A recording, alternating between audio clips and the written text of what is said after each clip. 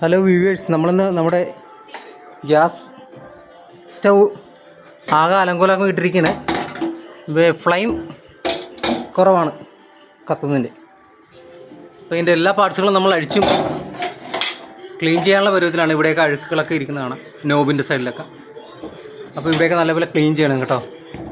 പിന്നെ ഇത് ചെയ്താൽ പൈപ്പില്ലേ, ഇതേ ഈ പൈപ്പ് നമ്മൾ ഊരിയെടുത്തു. പൈപ്പ് ഊരിയെടുത്ത് ക്ലീൻ ചെയ്യാണ്. പിന്നെ നമ്മൾ പുതിയ പൈപ്പൊക്കെ മേടിച്ചിട്ടുണ്ട്.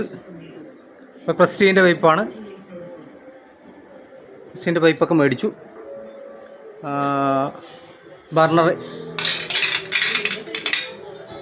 എല്ലാ സാധനവും ഇവിടെ ഉണ്ട്. ഇതൊക്കെ ഒന്ന് ക്ലീൻ ചെയ്യണം. ഫ്ലെയിം കൂട്ടാൻ സഹായിക്കും ഇത് ക്ലീൻ ചെയ്താൽ, ചെറുതും വലുതൊക്കെ. ഇന്നൊരു സ്റ്റാൻഡൊക്കെ സ്റ്റീലിൻ്റെ ആണ് കേട്ടോ. എപ്പോഴും തുരുപിടിച്ച് പോകുന്നതാണ്. നമ്മൾ സ്റ്റീലിൻ്റെ തന്നെ തുരഞ്ഞെടുത്ത് മേടിക്കുക.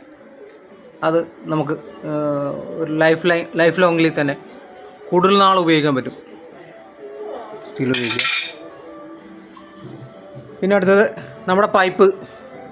ഈ പൈപ്പ് ഊരുന്നതിന് ഭയങ്കര ബുദ്ധിമുട്ടാണ്. നിങ്ങൾ മെഴുകുതിരി ഉപയോഗിച്ച് പൈപ്പ് ചൂടാക്കിയ ശേഷം പെട്ടെന്ന് നമുക്ക് ഊരിയെടുക്കാം കേട്ടോ. നമ്മുടെ പൈപ്പൊക്കെ സാധാരണ വാട്ടർ പൈപ്പൊക്കെ ചൂടാക്കുന്ന പോലെ തന്നെ ചൂടാക്കി ഊരിയെടുത്താൽ. പിന്നെ പുതിയ പൈപ്പ് ഇടുമ്പോൾ ചൂടാക്കേണ്ട ആവശ്യമൊന്നുമില്ല. ചെറിയ സോപ്പ് ഓയിൽ എന്തെങ്കിലും ചെറുതായിട്ട് ഈ നോബിൻ്റെ സൈഡിലങ്ങ് ചെറുതായിട്ട് അപ്ലൈ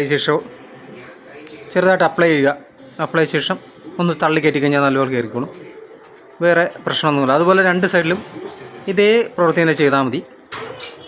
ഊരാൻ നേരം മാത്രം നിങ്ങൾ മെഴുകുതിരി ഉപയോഗിച്ച് ചൂടാക്കി ഊരുക. ഓക്കെ. ഈ നമ്മളിപ്പോൾ കാണുന്നത് ഇതിൻ്റെ ലോ പ്രഷർ റെഗുലേറ്ററാണ്. ഈ നോബൊക്കെ ഇതിൻ്റെ അറ്റത്താണ് പിടിപ്പിക്കുന്നത് കേട്ടോ. ഇതിൻ്റെ ലെഫ്റ്റ് സൈഡിലാണ്. ഇതിനുള്ള ചെറിയ നോസിലൊക്കെ ഉണ്ട്. നോസിൽ ഒരു നട്ട് ചെറിയ, അതിലുകൊണ്ടാണ് നമ്മുടെ ഗ്യാസ് പുറത്തോട്ട് വരുന്നത്. ഈ നട്ട് അഴിച്ച ശേഷം ഈ കാണുന്ന അറ്റത്ത് കാണുന്ന നട്ടാണ് കേട്ടോ. ആ ഹോൾ കണ്ടോ, നട്ടാണ്. ഈ നട്ട് നമുക്ക് ഊരിയെടുക്കാം. നമ്മുടെ കട്ടയും പ്ലെയർ എന്തെങ്കിലും ഉപയോഗിച്ചിട്ട് ഒന്ന് തിരിച്ചു കഴിഞ്ഞാൽ അത് ഊരിപ്പോരും. പിന്നെ ഇതിനുള്ളിൽ ഇത് ഈ പൈപ്പിൽ നിന്ന് നമുക്ക് ഊരിയെടുക്കാം. ഇത് ത്രെഡുള്ളതാണ്. തിരിച്ചു കഴിഞ്ഞാൽ തന്നെ ഊരിപ്പോരും. നമുക്ക് കൈ കൊണ്ട് നല്ല തിരിക്കാം. പിന്നെ ഒരു വാഷറുണ്ട്. വാഷർ കളയാൻ ശ്രദ്ധിക്കണം. എയറിൽ അവിടെ കൂടെ ഗ്യാസ് ലീക്ക് ചെയ്യാൻ സാധ്യതയുണ്ട്. അത് സൂക്ഷിച്ചില്ല. അത് തിരിച്ച് ഊരിയ ശേഷം നമ്മൾ എന്തെങ്കിലും ചെറിയൊരു കമ്പിയോ അല്ലെങ്കിൽ ഈ ബ്രേക്കിൻ്റെ കേബിളൊക്കെ വല്ലയിടത്തും കാണും നമ്മുടെ വീട്ടിലൊക്കെ. ബ്രേക്ക് പോലെ സൈക്കിളിൻ്റെയോ ബൈക്കിൻ്റെ കേബിൾ. ആ കേബിൾ ഉപയോഗിച്ച് രണ്ട് സൈഡിലും ഹോളിൽ കൂടെ ഇത് കടത്താൻ പറ്റും. കടത്തിയ ശേഷം നമുക്ക് ഇതിനകത്ത് എയർ സർക്കുലേഷൻ നല്ലപോലെ കടന്നു പോകുന്നുണ്ടോയെന്ന് അറിയാം. എന്തെങ്കിലും ബ്ലോക്കൊക്കെ ഇതിനുള്ളിൽ കാണാൻ സാധ്യത കൂടുതലാണ്. ഇപ്പം ഞാൻ അഴിച്ചതിൽ ഏറ്റവും കൂടുതലും ഫ്ലെയിം കുറവ് വരുന്നതിൻ്റെ പ്രധാനപ്പെട്ട കാരണം ഇതിനുള്ളിൽ ഏകദേശം ബ്ലോക്ക് ആകുന്നുണ്ട്. എന്തെങ്കിലും കരടൊക്കെ കയറി ഇതിനുള്ളിൽ ഇരിക്കാറുണ്ട്. അങ്ങനെ ബ്ലോക്ക് ആകുന്നതുകൊണ്ടാണ് ഇത് ഫ്ലെയിം കുറവ് വരുന്നത്.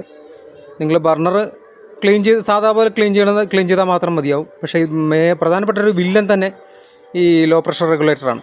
ഇതിനുള്ളിലാണ് നമ്മൾ നല്ലപോലെ ക്ലീൻ ചെയ്ത് ഉപയോഗിക്കേണ്ടത്. നമ്മൾ പുതിയ റെഗുലേറ്റർ കൂടെ വാങ്ങിയിട്ടുണ്ട് കേട്ടോ. പുതിയൊരു ഭാരത് ഗ്യാസിൻ്റെ റെഗുലേറ്ററാണ്. ഇത് പാസ്ബുക്കും കൊണ്ട് നമ്മുടെ ഗ്യാസ് പൈപ്പ് ലൈൻ ഏജൻസിയിൽ ചെന്നാൽ മതി.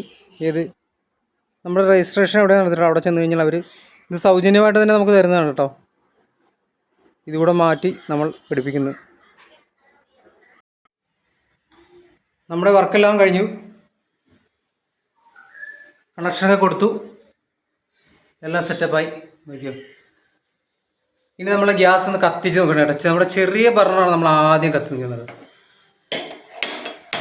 കണ്ടോ, നല്ല ഫ്ലെയിമുണ്ട്. നമ്മൾ ശ്രദ്ധിച്ചറിയാം. നല്ലപോലെ കത്തുന്നുണ്ട്. നല്ല ഫ്ലെയിമിലാണ് കത്തുന്നത്. ഇത്ര നാളും ചെറിയ ഫ്ലെയിമായിരുന്നു, ഇപ്പോൾ നല്ല ഫ്ലെയിമാണ്. കണ്ടോ, നോക്കിയാൽ നല്ല ഫ്ലെയിമിൽ കത്തണണ്ടാ.